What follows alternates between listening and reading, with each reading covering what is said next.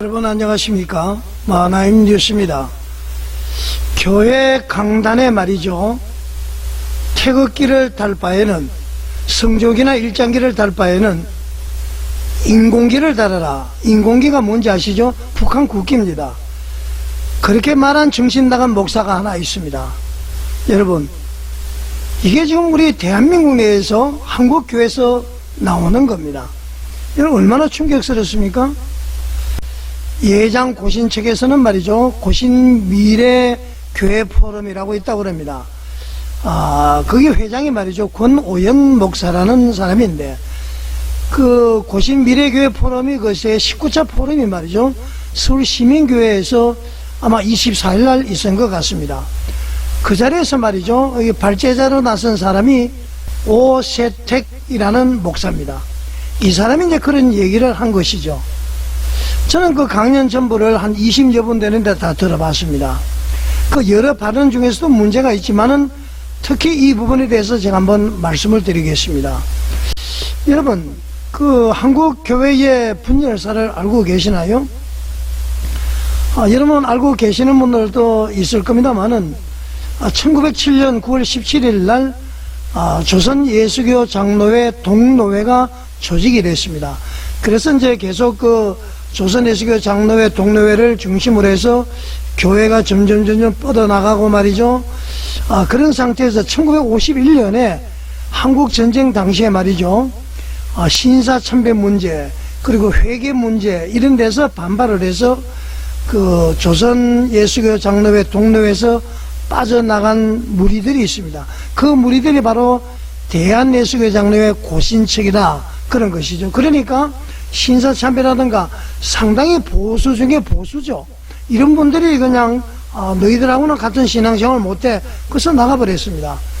그리고 이제 그 1953년에 말이죠, 이 대한예수교 장로회에서 성서 비평학 문제로 인해서 한국 기독교 장로회가 또 나가버렸습니다. 그건 이제 기장측이라고 그러죠. 그리고 이제 1960년대 돼서 말이죠, 대한예수교 장로회에서 WCC 문제 그리고 에큐메니칼 문제로 예장 합동과 예장 통합이 분리가 되어 버렸습니다.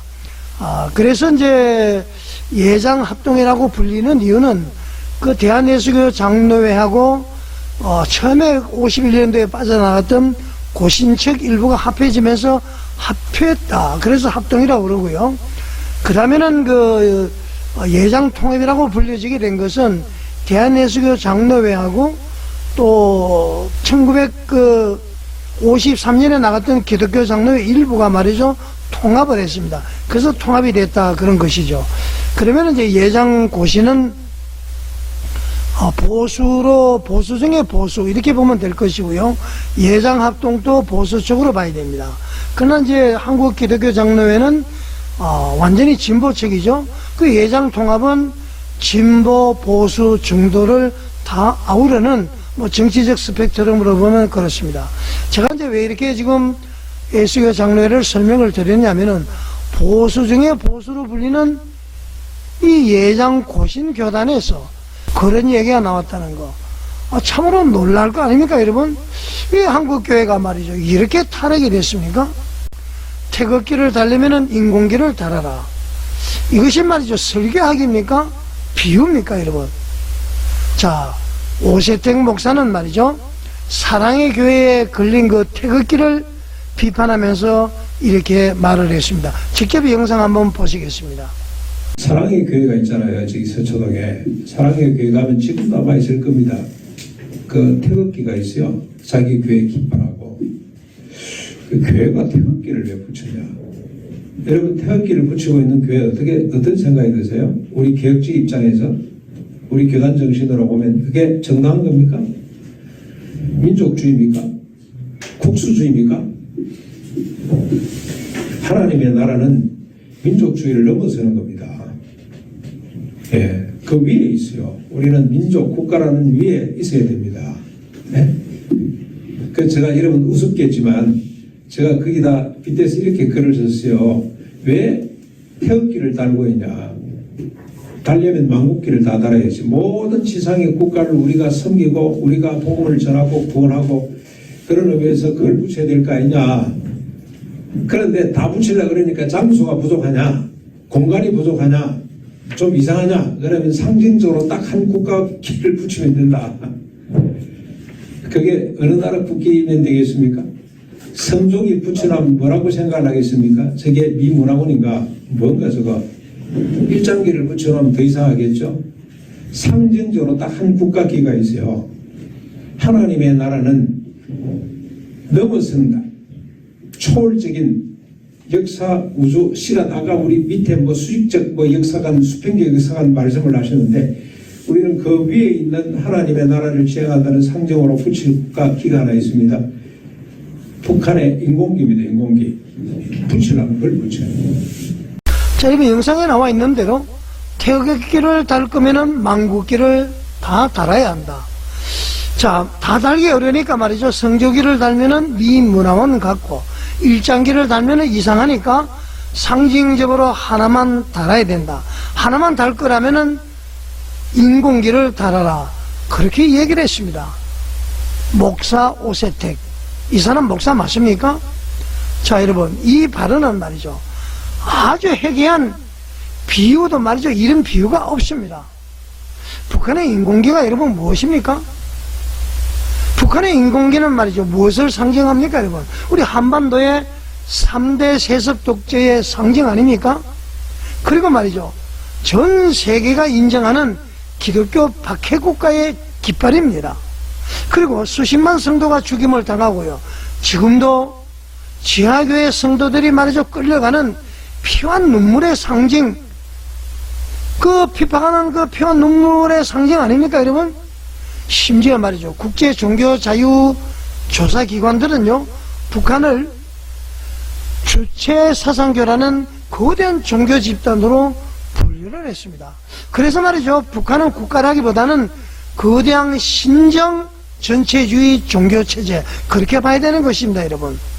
자, 그런데 목사 오세택은 말이죠. 그 인공기, 그 깃발을 태극기, 성조기, 일장기 대체하는 것처럼 그렇게 얘기를 했습니다. 여러분, 있을 수 있는 얘기입니까? 이거는 말이죠. 설교 비평이 아니라 북한 체제를 가볍게 아주 취급하는 발언이다.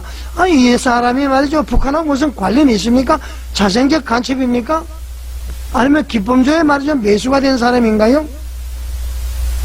자, 이 비유, 영적으로 신학적으로 어떤 문제점이 있는지 한번 살펴보겠습니다. 첫 번째로 보면은 말이죠. 이 목사 오세택은 북한의 인공기를 달아라 이 말은 북한의 실체를 전혀 모르는 발언이다. 알면서 했다는 간첩이라는 얘기죠.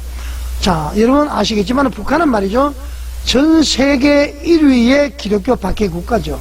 성경 소지 금지, 예배 금지, 예배 드리고 말이죠. 성경을 소지하면 체포하고 고문하고 수용소로 보내버리는 거 아닙니까? 그 실상을 아는 목회자가 인공기를 달라고 했다? 이거는 말이죠. 정상적인 신학적 양심으로는 도저히 나올 수가 없습니다. 그래서 제가 자생적 간첩이냐, 세뇌된 간첩이냐, 기쁨조에 세뇌된 사람인가, 그렇게 제가 합리적인 의구심을 가지는 얘기를 여러분한테 하는 것입니다. 자, 두 번째, 인공기 이 발언은 순교자들의 피를 모욕하는 발언입니다. 여러분, 이 북한 깃발은 수십만 명의 순교자, 지금도 비밀리에 예배드리는 북한 지하 성도들의 피와 땀과 눈물 탄식의 상징 아닙니까? 그 깃발을 말이죠. 강단에서 농담처럼 언급을 했다? 그 자체가 말이죠. 한국교회의 아픔을 아주 무시한 것이다. 그렇게 저는 생각합니다. 세 번째로 말이죠. 성도들이 아주 심각한 혼란과 영적인 미혹을 주는 발언입니다. 평범한 성도들은요. 아, 교회는 태극기 대신에 인공기를 달아도 되나? 이런 오해를 할 수 있는 것 아닙니까? 자, 영적 분별력이 약한 성도들에게는 말이죠. 이런 발언 하나하나가 치명적인 미혹이 될 수가 있습니다. 실종할 수가 있다 그런 얘기입니다. 자, 여러분. 이 목사 오세택 인공기를 달아라는 이 발언에 담긴 이상한 시각을 한번 살펴보겠습니다. 이 목사 오세택은 말이죠.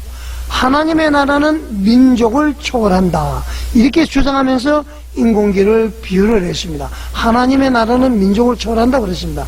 자, 그렇지만은 이 말은 말이죠. 얼핏 보면 맞는 것 같지만은 성경적으로도 맞지 않습니다.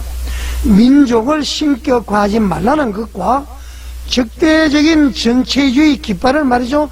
긍정하라는 것은 전혀 다른 차원 아닙니까, 여러분? 하나님의 나라는 국기를 초월합니다. 국기. 그러나 악을 말이죠. 선으로 둔갑시키는 초월은 성경적 초월이 절대로 될 수가 없습니다, 여러분.